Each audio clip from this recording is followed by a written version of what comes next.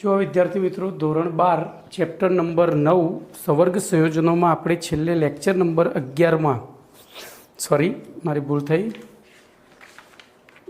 Lecture number 3માં આપણા પેમ્ફલેટના પ્રશ્ન number 12 થી 19 ભણી ગયા હતા. હવે આજે 20મો પ્રશ્ન ભણવાનો છે, તો 20મા પ્રશ્નમાં ધ્યાન અહીંયા રાખજો. પ્રશ્ન નંબર 20નું બંધારણ આ રીતનું છે કે એક કેન્દ્રીય સવર્ગ સંયોજનોના આઈયુપીએસી નામકરણ માટેના નિયમો જણાવો. તો 20મો પ્રશ્ન છે એક કેન્દ્રીય સવર્ગ સંયોજનોના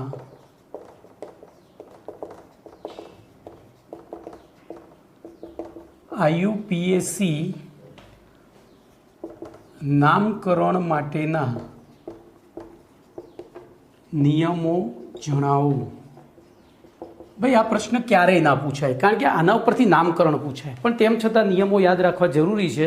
અને નિયમોમાં મેં તમને ઓલરેડી શીખવાડેલું હતું ગયા આગળના લેક્ચરમાં છેલ્લે કે આપણે NaClનું નામ સોડિયમ ક્લોરાઇડ લખીએ છીએ, સોડિયમ ક્લોરાઇડ, અને NaClનું નામ ક્લોરો સોડિયમાઇડ કેમ નથી લખતા? આ સાચું. તો હંમેશા દાતાનું નામ પહેલું આવે, દાતાનું નામ પહેલું આવે. અહીંયા જોજો સોડિયમ ક્લોરાઇડની રચનામાં સોડિયમ ઇલેક્ટ્રોન ઇલેક્ટ્રોનનું દાન કરે છે અને ક્લોરિન સ્વીકાર કરે છે, એટલે હંમેશા પહેલું દાતાનું નામ આવે. તો આ એક જ નિયમને ફોલોઅપ કરવાનો છે નામકરણમાં, પહેલું દાતાનું નામ આવે. હવે જોજો હું બે ઉદાહરણ લઉં છું.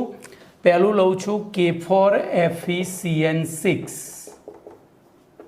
અને બીજું લઉં છું CONS3,6Cl3. બરાબર. હવે આના બે આયનો કયા છૂટા પડે, એટલે કે આપણે દાતા કોણ છે લેનાર કોણ છે નક્કી કરીશું. તો 4K+ અને FeCN6-4, એનો મતલબ કે આ દાતા છે અને આ લેનાર છે. એવી રીતે આનું આયનીકરણ થાય એટલે આપણને ખબર પડે કે ભાઈ આમાં દાતા કોણ છે. તો CONS3 + 3 + 3Cl-, તો આ દાતા છે અને આ લેનાર છે. એનો મતલબ કે આના નામકરણમાં પહેલું પોટેશિયમનું નામ લખવું પડશે, આના નામકરણમાં છેલ્લે આનું નામ આવશે. હવે રહ્યું સંકીર્ણ આયનનું નામ. રહ્યું કોનું નામ?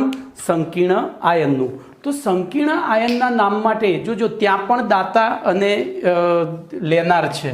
તો આપણને ખબર છે, બોલો, સંકીર્ણ સવર્ગ સંયોજનમાં આ લિગેન્ડ જે છે એ દાતા હોય અને ધાતુ આયન એ લેનાર હોય છે. એવી રીતે લિગેન્ડ દાતા હોય અને ધાતુ આયન લેનાર હોય છે. તો જોજો હવે તમે મને નક્કી કરો કે આમાં બે લેનાર છે, એક દાતા છે, આમાં બે દાતા છે અને એક લેનાર છે. તો બોલો, સમજો, બહુ મસ્ત વસ્તુ જારી, એકદમ ઇઝીલી તમને ખ્યાલ આવી જશે નામકરણ. તો પહેલાં આ દાતાનું નામ લખાય, જે મુક્ત દાતા છે, છૂટો પડેલો છે, છૂટા હાથે દાન કરે છે. પછી આ દાતાનું નામ લખાય, પછી લિગેન્ડનું નામ, એટલે કે લિગેન્ડનું નામ લખાય, પછી લેનારનું નામ. અહીંયા શું થશે? તો આમાં તો એક જ દાતા છે, તો પહેલાં આમનું નામ લખાય, પછી આનું નામ લખાય. આ લેનાર મુક્ત નથી, બંધાઈને લે છે, એટલે કે આ મુક્ત દાતા કે મુક્ત લેનાર હોય તો મુક્ત દાતા હોય તો એનું નામ સૌથી પહેલું આવે અને મુક્ત લેનાર હોય તો સૌથી છેલ્લું આવે. આટલું યાદ રાખવાનું. હવે રહ્યું સંકીર્ણમાં, તો સંકીર્ણમાં લિગેન્ડ દાતા હોય તો દાતા હોય ત્યારે એનું નામ પહેલાં અને પછી. તો બોલો, આનું નામ આપણે લખીશું, એટલે પહેલું લખીએ પોટેશિયમ, પછી આનું લખીએ તો એમાં દાતા CN છે. હવે જોજો એના નામકરણના નિયમો હું તમને કહું છું, પણ CN જેનું નામ છે સાયનાઇડ, પાછળ આઈડ લાગતો હોય તો આઈડો કરી દેવાનું. શું કરી દેવાનું? આઈડો. એની સંખ્યા 6 છે, તો 6 માટે હેક્ઝા સાયનાઇડો. બરોબર.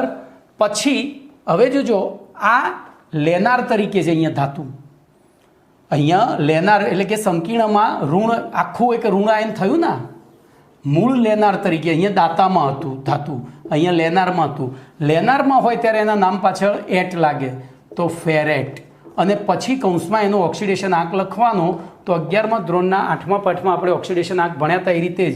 બોલો, -1 × 6 +1 × 4 તો બોલો અહીંયા +2 એટલે 2 રોમન અંકમાં નામ લખી દેવાનું. ચલો એવી રીતે આનું નામકરણ કરીએ તો આમાં પહેલો દાતા તો હેક્ઝા એમાઇન. ધ્યાન રાખજો મેં પેલું કોષ્ટક તૈયાર કરવા કીધું હતું ને એમાં અહીંયા એમોનિયા નહીં આવે, આનું નામ એમાઇન સ્વીકારેલું છે તો હેક્ઝા એમાઇન. પછી કોબાલ્ટ, જોજો અહીંયા કોબાલ્ટ એટ નહીં કારણ કે દાતામાં છે ધાતુ, પેલામાં લેનારમાં ધાતુ હતી, લેનારમાં હોય તો એટ લાગે, દાતામાં હોય તો ના લાગે તો કોબાલ્ટ. પછી એનો ઓક્સિડેશન આંક તો બોલો આનો 0 × 6, આનો -1 × 3 તો આનો +3 થાય તો 3 થાંભલા કરી દીધા. હવે ક્લોરાઇડ, ટ્રાયક્લોરાઇડ નહીં હો, ખાલી ક્લોરાઇડ, એની સંખ્યા લખવાની જરૂર નથી. તો hexa amine cobalt 3 chloride, hexa potassium hexacyanido, potassium hexacyanido ferrate 2 એ રીતના એમાઇન, જો આ દાતા હતો એટલે hexa amine cobalt 3 chloride. Okay, તો હવે જો હું તમને નિયમો ખાલી જણાવવા ખાતર આટલું યાદ રાખશો એટલે નામકરણ તમને આવડી જ જશે. નિયમો તો ખાલી યાદ રાખવાના છે. કદાચ કોઈ એવો સાહેબ બેસી ગયો હોય તો પૂછી નાખે તો આપણને આવડવા જોઈએ. બોલો પહેલો નિયમ શું થશે? બોલો પહેલો નિયમ શું થશે? તો ધનભાર અને ઋણભાર ધરાવતા બંને સવર્ગ સ્પીસીસમાં ધન આયનનું નામ પ્રથમ લખવામાં આવે છે. તો પહેલો નિયમ ધન વીજભારિત કે ઋણ વીજભારિત સંવર્ગ આયન ધરાવતા, સંવર્ગ અથવા તો સંકીર્ણ આયન ધરાવતા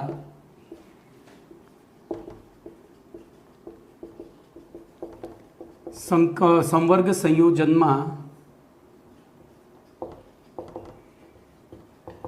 પ્રથમ, બોલો કોનું નામ લખાય છે? તો પ્રથમ ધન આયનનું નામ લખવામાં આવે છે.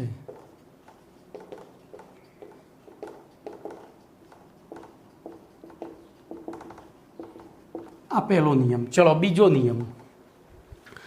બીજા નિયમમાં જોજો ધન વીજભારિત કે ઋણ વીજભારિત કોઈ પણ હોય એમ સંવર્ગ સંયોજનમાં આવેલા લિગેન્ડ એકથી, જો સંવર્ગ સંયોજનમાં એકથી વધુ પ્રકારના લિગેન્ડ આવેલા હોય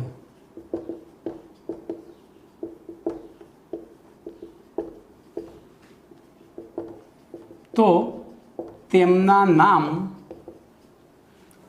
અંગ્રેજી મૂળાક્ષરો પ્રમાણે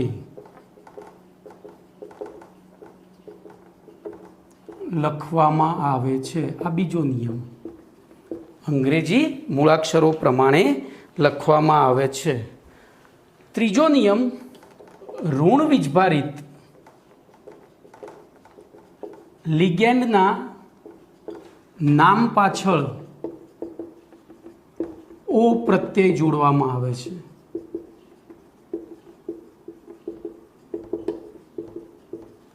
ઋણ વીજભારિત લિગેન્ડ હોય તો એના નામ પાછળ ઓ પ્રત્યય જોડવામાં આવે છે.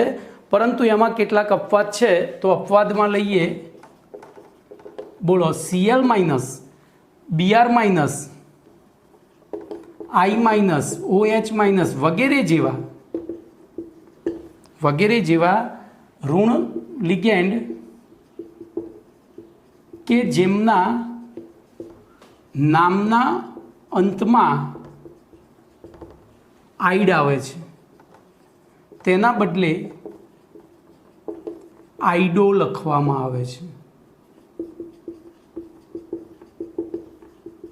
જોજો આપણે જનરલી ક્લોરો બોલીએ, બ્રોમો, આયોડો એવું નહીં. અહીંયા ક્લોરાઇડો, બ્રોમાઇડો, આયોડાઇડો અને હાઇડ્રોક્સાઇડો.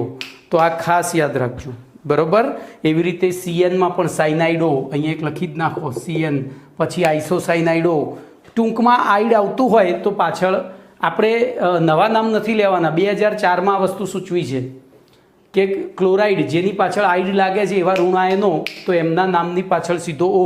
ક્લોરિનનો ક્લોરો ઓર્ગેનિકમાં વપરાય, આ ઇનઓર્ગેનિક છે, ઇનઓર્ગેનિકમાં ક્લોરાઇડો વપરાય. આ યાદ રાખજો.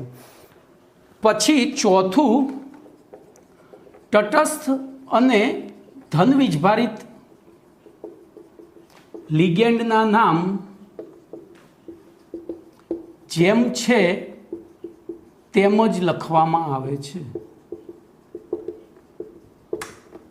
દાખલા તરીકે કોઈ ધન વીજભારિત હોય તો એમાં જે નામ છે એના જ લખવામાં આવે, પણ એમાં પાછા અપવાદ છે.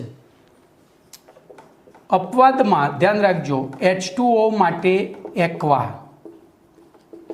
NO માટે નાઇટ્રોસિલ, CO માટે કાર્બોનિલ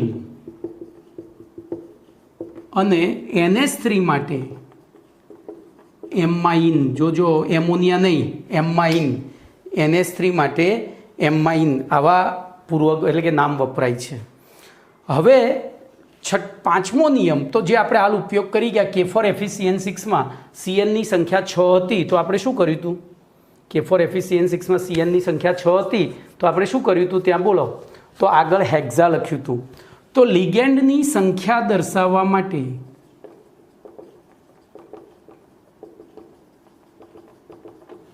તેના નામ પહેલા સંખ્યાને અનુરૂપ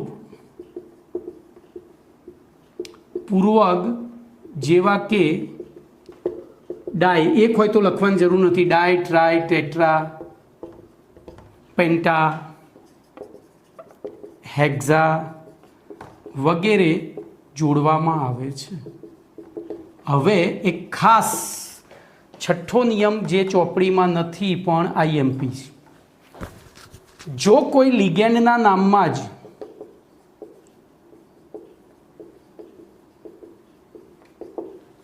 ડાય, ટ્રાય, ટેટ્રા, પેન્ટા કે હેક્ઝા આવતું હોય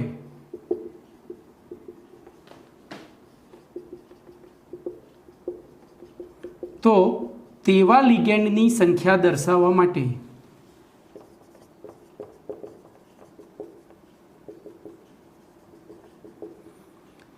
ડાયની જગ્યાએ 20, ટ્રાયની જગ્યાએ 30, એવી રીતે ટેટ્રા 4 માટે ટેટ્રાની જગ્યાએ ટેટ્રોક્સી, પેન્ટોક્સી, હેક્ઝોક્સી પૂર્વક જોડવામાં આવે છે. એના નામની અંદર દાખલા તરીકે ઇથેન 1,2 ડાયમાઇન એ લિગેન્ડના નામમાં ડાય આવ્યું, તો પછી ઇથેન 1,2 ડાયમાઇન લિગેન્ડની સંખ્યા જો 5 હોય તો ત્યાં પેન્ટા ઇથેન ડાયમાઇન ના લખાય, પેન્ટોક્સી કૌંસમાં. હવે જોજો એવા આખા જે બહુદંતી લિગેન્ડ છે એમના નામ હંમેશા કૌંસમાં લખાય. પાછા બહુદંતી લિગેન્ડ હોય એમના નામ હંમેશા કૌંસમાં લખવામાં આવે છે. તો આ તમારો 20મો પ્રશ્ન થયો. હવે એની ઉપરથી થોડી પ્રેક્ટિસ કરી નાખીએ તો હું પ્રશ્ન તમારે આરો યાદ રાખી લેવાનો છે, અને જેટલી પ્રેક્ટિસ કરશો એટલું વધારે આવડશે, એટલું યાદ રાખજો. બાકી તમે એમ વિચારજો ખાલી નિયમો ગોખી દેવાથી નામકરણ આવડશે તો નહીં આવડે. નિયમો ગોખી દેવાથી નામકરણ નહીં આવડે, નામકરણ તમને આવડશે પ્રેક્ટિસ કરવાથી. તો પ્રેક્ટિસ આપણે થોડું વિચારવાનું અને પછી નામકરણ કરવાનું એટલે આવડી જાય. ચલો હવે હું સીધા જ ઉદાહરણો લઈશ. અંદર આપ્યા છે એમાંના પહેલું તો મેં કરી દીધું છે, બીજું લઈએ. જોજો PTNH3 twice Cl NH2CS3 કૌંસની બહાર Cl. બોલો. તો જોજો આપણે બધી વખતે આવું નથી કરવાનું. આના બે ભાગ જે પડતા એ પાડી દઈએ. PTNH3 twice Cl NH2CS3 અને કૌંસની બહાર Cl માઇનસ. એટલે બોલો આ ધનાયન થયું, આ ઋણાયન થયું, તો પહેલું નામ આનું લખાય પછી આનું લખાય.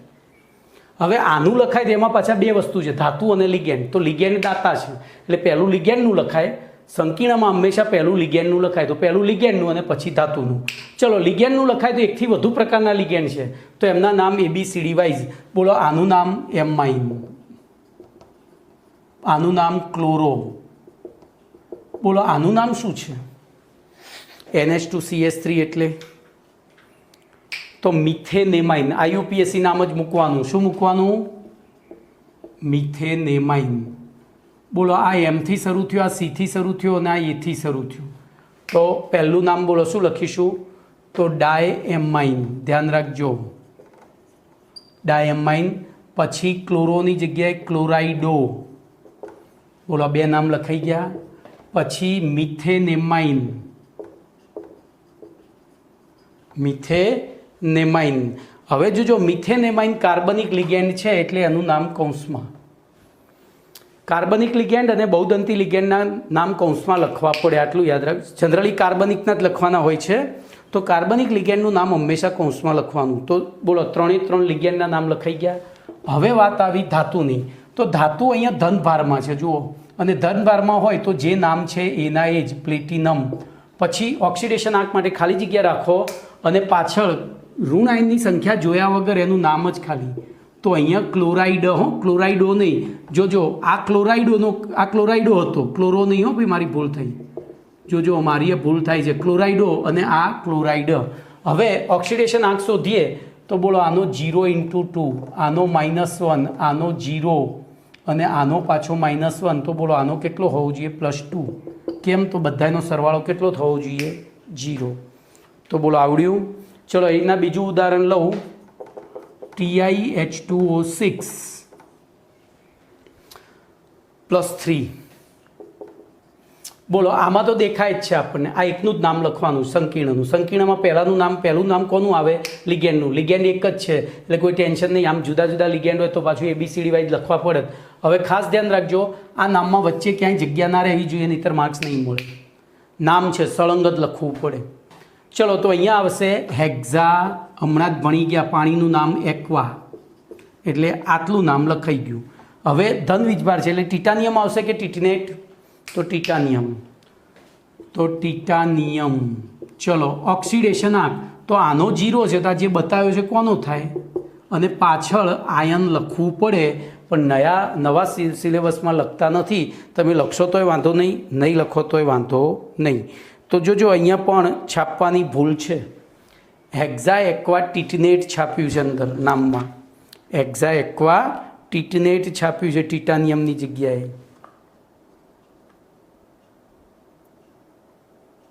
ઓકે. ધન વીજભારિત હોય ત્યારે જે છે નામ ઋણ હોય તો જ પાછળ એટ લાગે. ચલો એના પછી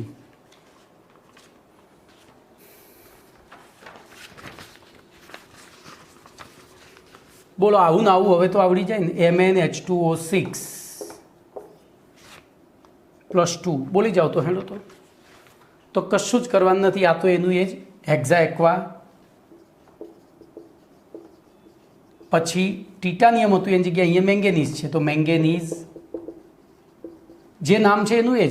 એનો ઓક્સિડેશન આંક અહીંયા બોલો આનો 0 થાય પાણીનો, તો આખો જે થયો કોનો થયો?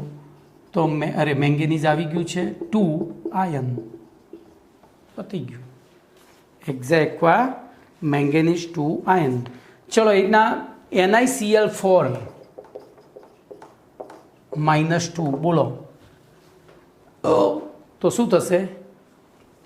ટેટ્રાક્લોરાઇડો.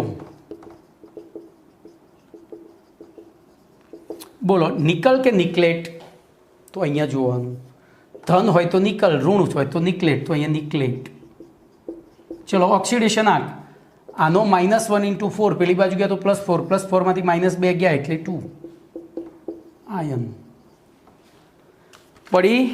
ચલો એના પછી ભાઈ હું બધા નહીં કરાવું, તમને આપેલા જ છે, તમારે જવાબો ઢાંકી અને જાતે પ્રયત્ન કરવાનો, તો જ અંદર બધી પાછી સાચું નહીં હોય, એ તમને કહી દઉં.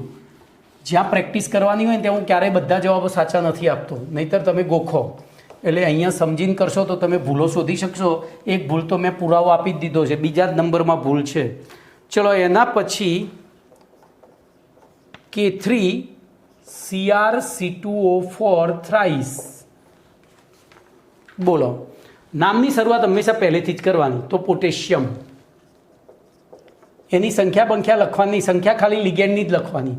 પોટેશિયમ. હવે જોજો અહીંયા લિગેન્ડ પહેલું આવે તો આ કાર્બનિક લિગેન્ડ છે અને પાછું બહુદંતી છે, અને એમાં ડાયટ્રાઇટેટ્રા આવતું નથી, તો ડાયઓક્ઝેલેટો. કેમ ભાઈ ઓક્ઝેલેટો? તો એનું નામ ઓક્ઝેલેટ છે. હવે તમને આ નામ કેવી રીતે આવડશે? તો પેલું કોષ્ટક મેં આગળ કહ્યું હતું 2 લેક્ચર પહેલાં, જે કોષ્ટક આવ્યું છે કોષ્ટકને ચકાચક તૈયાર કરજો, નહીંતર આ કશું જ નહીં આવડે. તો મેં આટલાનું નામ લખ્યું. બોલો અહીંયા ડાય નહીં, ટ્રાય, સોરી.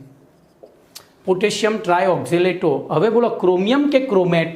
તો પાછળ છે એટલે કે ઋણાયન સ્વરૂપે છે, આગળ હોત તો ધનાયન સ્વરૂપે, પાછળ ઋણ તો ક્રોમેટ. ચલો ઓક્સિડેશન આંક શોધો તો પોટેશિયમનો 1:3 વત્તા Cr વત્તા C2O4નો -2:3, તો 3 દુ 6 માંથી 3 ગયા એટલે +3 થયા, તો 3 થાંભલા. પોટેશિયમ ટ્રાયઓક્ઝેલેટો બરોબર, પોટેશિયમ ટ્રાયઓક્ઝેલેટો ક્રોમેટ 3. ચલો એના પછી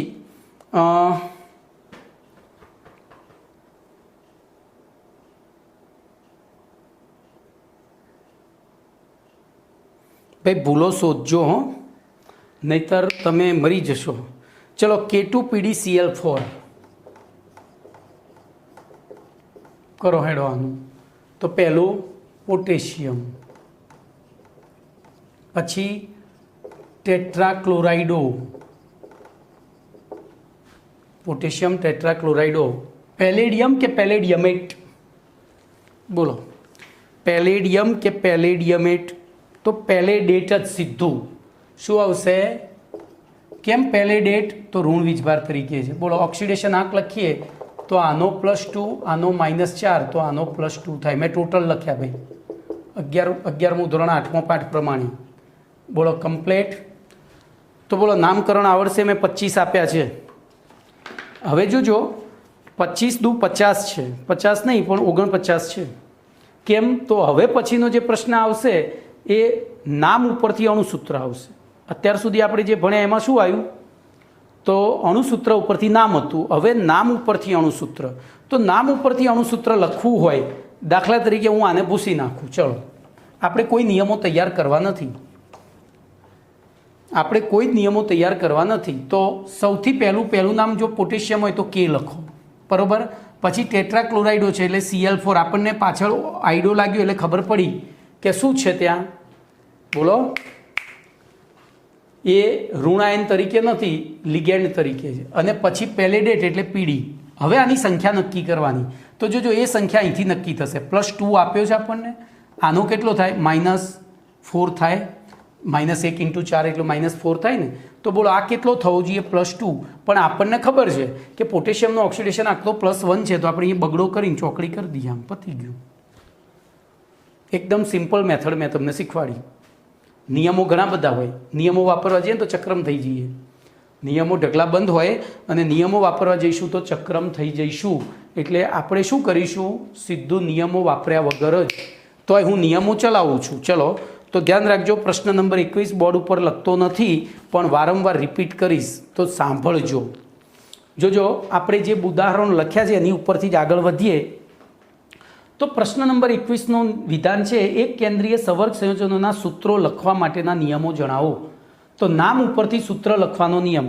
તો સૌથી પહેલાં એના નિયમોમાં જોઈએ તો સૌથી પહેલો મધ્યસ્થ પરમાણુ સૌથી પહેલાં લખવો પડે.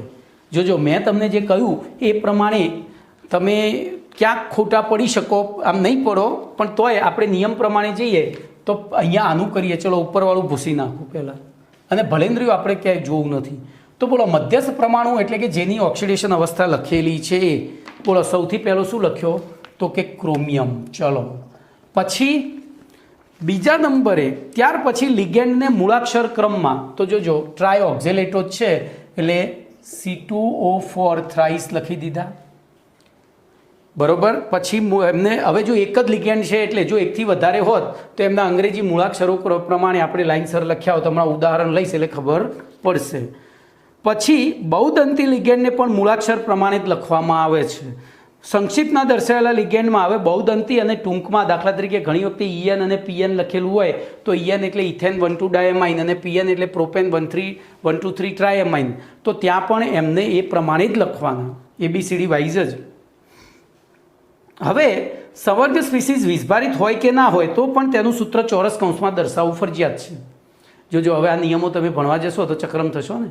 સવર્ગ સ્પીસીઝ દાખલા તરીકે NiCO4 છે તો એ વિષભારિત નથી, તો પણ આપણે એનું એના K2Cr2O7 આપણે ભલે આ રીતે લખતા પણ વાસ્તવમાં એનું સૂત્ર આવું થાય, પણ આપણે તો આ રીતે જ લખીએ છીએ. ખબર પડી ગઈ? K2Cr2O7 એ રીતે જ લખીએ છીએ. તો સવર્ગ સ્પીસીઝ વિષભારિત હોય કે ના હોય પણ તેનું સૂત્ર ચોરસ કૌંસમાં જ દર્શાવવામાં આવે છે. જ્યારે બહુપરમાણુય જોજો લિગેન્ડ બહુપરમાણુય હોય તો તેનું નામ બહુપરમાણુય હોય તો તેનું નામ સૂત્ર નાના કૌંસની અંદર દર્શાવાય છે. તો જો આ લિગેન્ડ બહુપરમાણુય હતો તો આપણે કૌંસમાં દર્શાવ્યો છે કમ્પ્લીટ. આ બહુપરમાણુય લિગેન્ડ હતો તો સી અને ઓ બે પરમાણુ હતા કૌંસમાં દર્શાવ્યો. જ્યારે એક જ પરમાણુય છે તો કૌંસ કરતા નથી. ચલો, અને એના નામ પણ ક્યાં લખવામાં આવે છે? કૌંસમાં જ લખવામાં આવે છે. બહુપરમાણુય હોય ત્યારે એનું નામ પણ કૌંસમાં જ લખવામાં આવે છે. ચલો, એના પછી સવર્ગ પ્રભાવ ક્ષેત્રમાં લિગેન્ડ અને ધાતુ વચ્ચે જગ્યા ન હોવી જોઈએ. તો અહીંયા જગ્યા રહેવી જોઈએ નહીં. આમ સળંગ જ લખવાનું K2PdCl4 આ રીતે.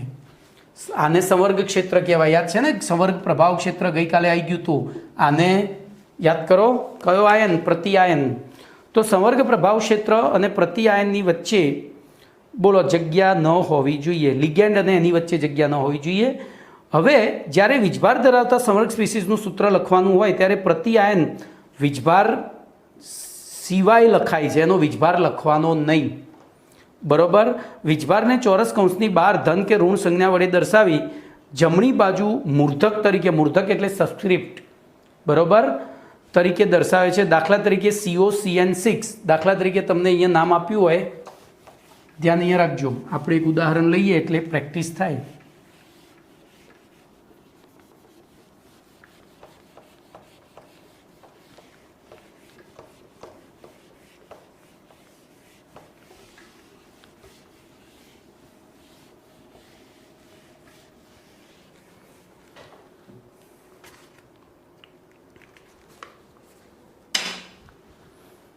તો તમને એવું કીધું હોય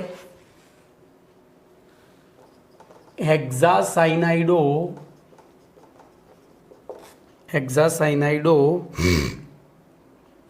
કોબાલ્ટેટ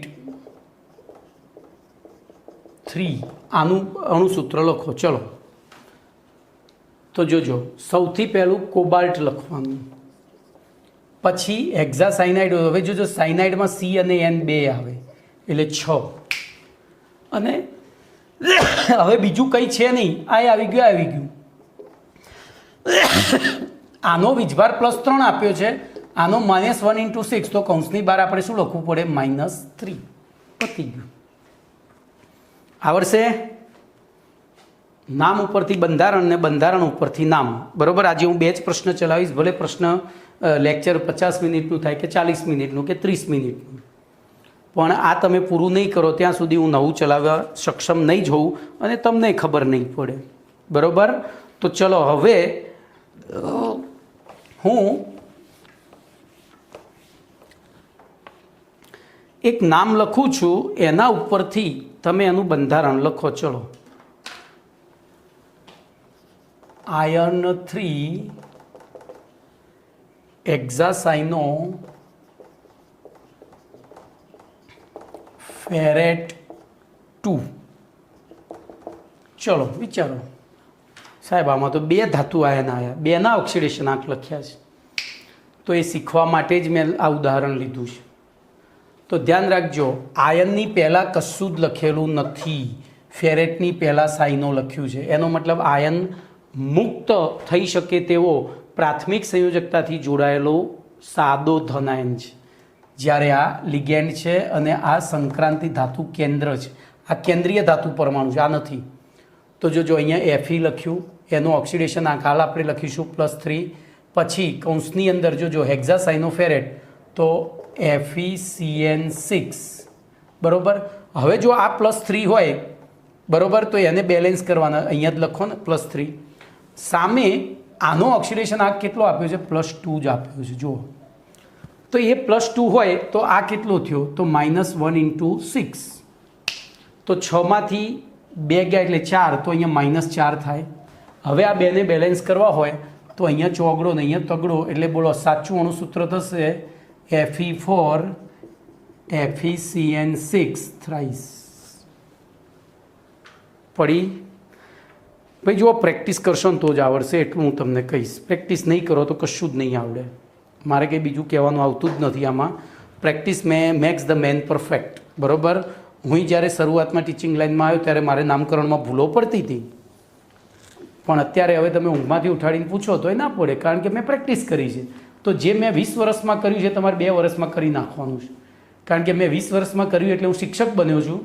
તમે 2 વર્ષમાં કરશો તો સારા ડૉક્ટર કે એન્જિનિયર બનશો. ચલો, તો ડાયએમાઇન સિલ્વર વિચારો. તો હું બોર્ડ ઉપર નથી લખતો, ખાલી નામ લખું છું, ડાયએમાઇન સિલ્વર 1. ડાયએમાઇન સિલ્વર 1 બોલો. તો નિયમ પ્રમાણે કે સૌથી પહેલાં એજી લખ્યું. બોલો એની સાથે જે લખ્યું છે શું છે? તો લિગેન્ડ છે, તો ટ્વાઇસ લખ્યું. હવે આનો ઓક્સિડેશન આંક +1 છે, આનો 0 છે, તો બોલો આખો વીજભાર કેટલો થશે? +1 થશે. બિલકુલ સહેલું છે, તમને કહી દઉં. 11મા ધોરણ કરતાં 12મું ધોરણ 60% સહેલું છે, કારણ કે 11મું આવડે છે આપણને. સમજ્યા?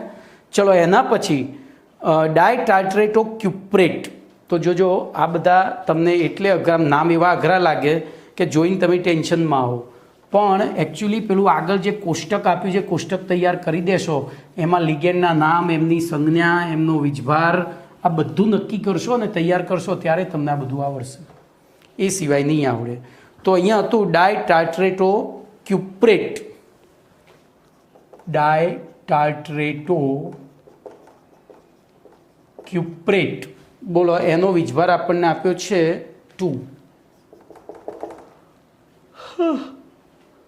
બોલો, આની ઉપરથી એ તો ખબર પડી કે ક્યુપ્રેટ છે, પણ આ ટાર્ટ્રિક એસિડ એટલે શું? તો ટાર્ટ્રિક એસિડનું અણુસૂત્ર અને બંધારણીય સૂત્ર 2 આપણે અહીંયા લખીએ. તો પહેલું બંધારણીય સૂત્ર લખીએ, આ રીતનું થાય, COOH CCCOOH OH OH H. આ ટાર્ટ્રિક એસિડ છે, અને ટાર્ટ્રિક એસિડ આપણા માટે ઝેરી છે, જે આંબલીમાં આવેલું હોય છે. આપણે જે આંબલી ખાઈએ છીએ ને, આંબલીમાં હોય, અને એના કારણે જોજો, તમે જે દીકરીઓ છે, મારી દીકરી સમાન જ છે, પણ મારે તમને ચેતવવા મારી ફરજ છે. પકોડી કે કોઈ પણ ફાસ્ટફૂડ કે જેમાં આંબલીનું પાણી આવતું હોય એ સ્ત્રીઓ માટે ઝેર સમાન છે, કારણ કે એ આંબલીમાં ટાર્ટ્રિક એસિડ આવે છે, અને ટાર્ટ્રિક એસિડ તમારી ફર્ટિલિટી કેપેસિટીને ડાઉન કરે છે, વંધ્યત્વ તરફ તમને દોરી જાય ધીમે ધીમે. આજે તમે જુઓ તો સ્ત્રીઓમાં વંધત્વનું પ્રમાણ વધતું જાય છે, એનું બીજું કોઈ જ કારણ નહીં, આંબલીનું વધતું જતું ચલણ. હું બી ફ્રેન્ક કહીશ તમને, હું તમારા પિતા તુલ્ય જ છું, પણ તેમ છતાં હું જાણું છું એટલે મારે તમને કહેવું પડે. ઓકે, ચલો. તો ટાર્ટ્રિક એસિડ આંબલીમાં હોય, સાઇટ્રિક એસિડ લીંબુમાં હોય, ઓક્ઝેલિક એસિડ ટામેટામાં હોય. તો CU. હવે આનું અણુસૂત્ર જોજો, ડાયટાર્ટ્રેટો છે, એનો મતલબ કે 2 અણુ ટાર્ટ્રિક એસિડના. તો એમાં કાર્બન 4, ધ્યાન રાખજો, અણુસૂત્ર લખીએ પહેલું, કાર્બન 4, હાઇડ્રોજન તો 1 2 3 4 5 6, અને ઓક્સિજન તો 6. બોલો, આ ટાર્ટ્રિક એસિડનું અણુસૂત્ર થયું. પણ આપણે ટાર્ટ્રિક એસિડ નથી લેવાનું, આપણે શું લેવાનું છે? ટાર્ટ્રેટો. એનો મતલબ કે 2 હાઇડ્રોજન દૂર કરવા પડે. તો બોલો, આ ટાર્ટ્રિક એસિડ તો C4H4O6 -2 મૂકી દઉં તો અહીંયા બોલો C4H4O6 બરાબર, -2. તો અહીંયા બોલો વીજભાર શું થશે? હવે આ 2 હતા, આ 2 હતા, 2 ડાય છે ને, તો આનો વીજભાર -2 × 2, આનો આપણને +2 આપ્યો છે, ને અહીંયા મારે -2 લખવો પડે. ખબર પડી? ક્લિયર? તો જો અહીંયા હું ગમે એટલું તમને પ્રેક્ટિસ કરાવીશ તો એ તમને નહીં આવડે, પણ તમે જાતે એક વખત પ્રેક્ટિસ કરશો તો તમારે 50, જો 50-50માં પહેલાં 1થી પ્રશ્ન નંબર 20માં 1 થી 25 આપ્યા છે, એમાં બંધારણ ઉપરથી એટલે કે અણુસૂત્ર ઉપરથી નામ લખજો. નીચેવાળામાં હવે તમને જે આપ્યું છે એ ઊંધુંય કરાય, નીચેવાળામાં એ નામ ઉપરથી બંધારણ લખજો અને પછી ઊંધુંય કરી દેવાનું. તો ટૂંકમાં 50 દુ 100, એમાંથી 2 ગયા એટલે 98 સમીકરણોનું, તમે 98 સંયોજનોનું અહીંયા શું કહેવાય રિવિઝન કરી શકશો, પ્રેક્ટિસ કરી શકશો. કારણ કે હવે આર્ટિકલ બદલાય છે એટલે હું અહીંયા વિરામ આપું છું. તમે આ તૈયાર નહીં કરો ત્યાં સુધી આગળનું કશું જ નહીં આવડે, એટલું હું તમને ફૂલ સિમ્પલી બી ફ્રેન્ક કહી રહ્યો છું. ઓકે, ચાલો તો.